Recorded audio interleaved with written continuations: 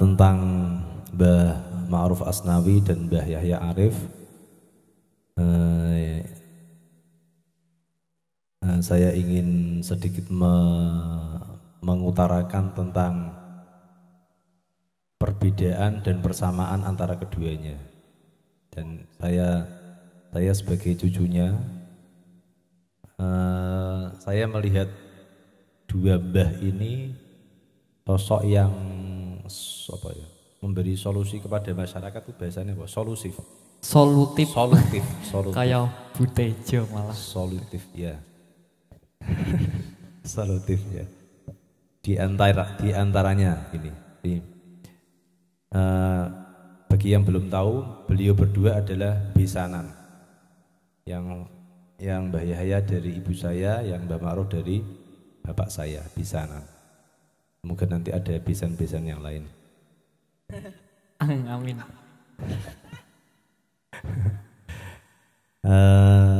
Dari keduanya saya terangkan perbedaannya dulu. Perbedaannya adalah yang pertama tentang cara berpakaian.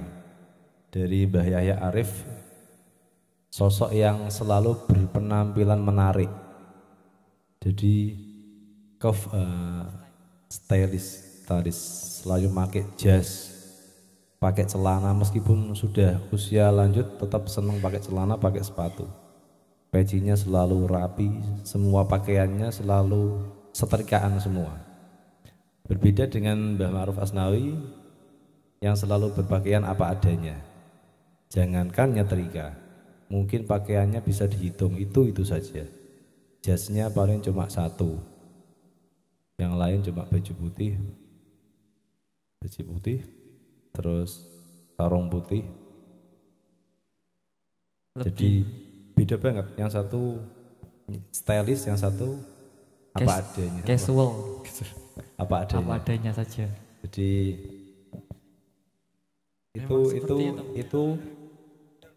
jadi perbedaan itu bisa dijadikan contoh di masyarakat. Jadi kalau ada santri yang berpakaian necis, ya ono makhotnya, ada contohnya.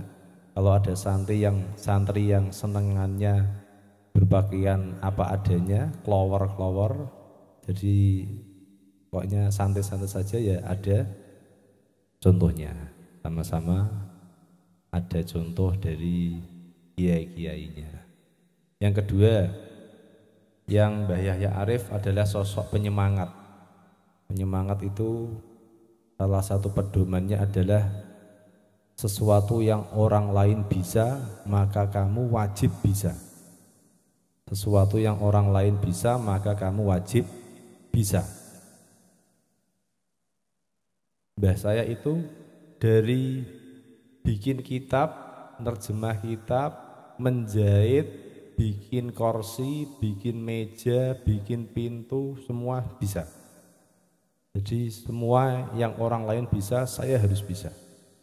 Itu prinsipnya itu. Jadi murid kalau ketemu beliau kapok pokoknya. Guru saja itu, guru kutsiah itu, satu guru harus bisa mengajar semua mata pelajaran. Mulai dari kimia, fisika dan lain-lain semua harus. Kalau dikasih pelajaran kamu besok ngulang matematika, tidak bisa Mbah, sekolah neh, gak usah mulang. Galak. Nah, kebalikannya yang Mbah Ma'ruf Asnawi adalah sosok yang ngeremi atau peneduh hati. Jadi jika ada murid yang holornya setengah mati, holor itu apa? Jadi tidak pahamnya itu kebangetan, itu bolonya beliau. Bolonya beliau itu yang murid yang tidak begitu pinter-pinter itu biasanya sowannya lebih seneng ke Mbah Ma'ruf Asnawi. Kalau yang pinter-pinter sowannya ke Mbah Yahya. Jadi yang satu sekolah harus pinter, yang ini gak usah pinter nang, yang penting manfaat di masyarakat. Yang satu harus pinter, yang ini gak penting, yang penting bermanfaat. Jadi jadi satu kelas yang pinter ada makhotnya, Yang tidak pinter juga ada kiblatnya, ada pengayomnya. Yang pinter masuk surganya bareng itu, yang tidak pinter masuk surganya bareng itu. Makanya dari dulu anak-anak Qudsiah itu di dalam alam bawah sadarnya, kenapa sekolah Qudsiah? Supaya lebu swarga. Kenapa sekolah Qudsiah? Supaya masuk surga. Settingannya itu karena tidak ada yang lebih penting daripada masuk surga. Urusan akhirat. Jadi tujuannya langsung dimentokno ke tujuan yang akhir. Kalau tujuannya nyari jadi PNS, jadi ini, wah itu terlalu mudah. Tidak perlu dicita-citakan itu, sambil jalan saja. Terus yang ketiga, ini yang unik dan saya menikmatinya, cara makan. Kalau saya berada di rumah Mbah Yahya Arif, kalau makannya enak-enak semua. Jadi tidak pernah makan kecuali makan besar. Di meja makan itu makannya bermacam-macam, ada buah, semua ada. Tapi harus dihabiskan. Kalau tidak dihabiskan, dimarahi. Katanya mubadzir. Mubadzir itu temannya setan. Kalau saya di rumahnya Mbah Ma'ruf Asnawi, makannya ndak enak, apa adanya, duduh tok, air tok, ndak ada ikannya. Tapi kalau makan tidak boleh dihabiskan, harus disisakan 1/3 atau 1/4 piring. Buat apa? Buat makan ayam. Dalilnya sama, kalau makanan itu kamu habiskan berarti mubadzir, karena perutmu sudah cukup kok masih kamu isi. Jadi dalilnya sama-sama mubadzir, cuma prakteknya beda. Yang ini kalau tidak kamu habiskan mubadzir, yang ini kalau kamu habiskan malah mubadzir. Sebagai cucunya enak-enak saja. Kalau makanannya enak ikut madhabnya beliau, kalau makanannya kurang enak ikut madhabnya ini. Nah itu bahasa Arabnya ikhtilaful a'immah rahmah. Ketika ada kiai berbeda pendapat itu rahmat bagi para santri-santrinya. Bisa ikut ini, bisa ikut ini, tidak perlu bingung. Lagi yang keempat, Mbah Yahya Arif itu hobinya menulis. Semua pelajaran dari beliau kecil mungkin sampai dewasa, sampai sepuh, ditulis semua. Al ilmu fis sutur, di dalam kertas, di dalam lembar kertas. Bapak saya masih nyimpen karya-karya beliau yang mungkin jika saya terjemah ulang mungkin bisa sampai tua saya terjemahnya, banyak banget. Kalau beliau tidak meninggalkan catatan apapun, karena semua ilmunya fis sutur, dihafal. Jadi semua ilmunya dihafal, tidak perlu ditulis. Jadi yang sini spesialis nyatet, yang sini spesialis hafal. Kalau saya setengah-setengah, paruh-paruh. Yang kelima, yang Mbah Yahya Arif spesialis mutolaah. Jadi ketika saya masih serumah dengan beliau, itu tiap waktu habis sare bangun terus ngaji Quran dulu. Yang di teksnya lagu Latagdob, kabeh semua ilmu adalah bersumber dari Al-Quran. Karena itu mbah saya kalau mau mutolaah, mau belajar pasti ngaji dulu, ngaji seperempat juz, setelah itu baru mutolaah sinau. Kalau yang mbak itu saya tidak pernah melihatnya belajar, wiridan terus. Jadi hobinya yang ini belajar, yang ini hobinya wiridan. Kalau saya setengah-setengah, belajar dikit, wiridan dikit. Sidik-sidik. Lagi nomor 6, ini yang bisa kamu tiru. Yang ini dulu aja. Yang Mbah Ma'ruf Asnawi, hubungan beliau dengan cucu-cucu Nabi hampir tak terhitung. Kalau saya dolan ke Jepara, ketemu para habaib, pasti ceritanya dulu mbahmu pernah ke rumah saya, ketemu lagi pernah ke rumah saya. Di Kudus juga beliau dapat julukan Zumratul Mahabbah li Ahlil Bait. Apa ya? Zumrah itu bisa dikatakan tokoh yang mengenalkan cinta kepada Ahlul Bait. Jadi Mbah Ma'ruf Asnawi itu hubungannya dengan banyak Ahlul Bait sangat terjaga.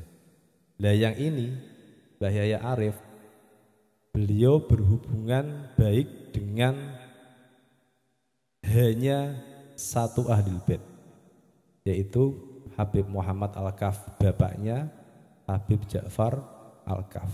Satu tok. Yang lain tidak punya hubungan yang akrab. Yang diakrabi hanya satu. Nah ini bisa kita tiru. Bagi kalian yang siap berhubungan dengan banyak Ahlul Bait, silakan. Selama kalian bisa menjaga hubungan baik itu, karena katanya berat seperti kisahmu. Jadi kalau tidak mampu, carilah satu atau dua Ahlul Bait, tapi jadikan soulmate-mu, jadikan teman sehidup sematimu. Ya, itu bisa kalian pilih yang itu boleh agak berat, kalau yang ini agak ringan. Terakhir, persamaan.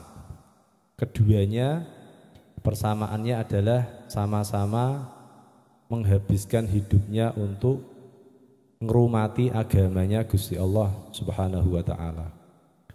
Mbah Yahya Arif dulu mondok di Kediri, kuliah, setelah itu kembali ke Kudus jadi guru negeri PNS, ngajar di Ndawi. Baru beberapa tahun ditimbali Mbah Asnawi. Yahya, aku ewangi, tolong bantu saya menghidupkan kembali Kudsiyah. Akhirnya PNS-nya dilepas, ya, PNS-nya dilepas, ikut bantu Mbak Asnawi di Kudsiyah. Beda ya, kalau sekarang beda.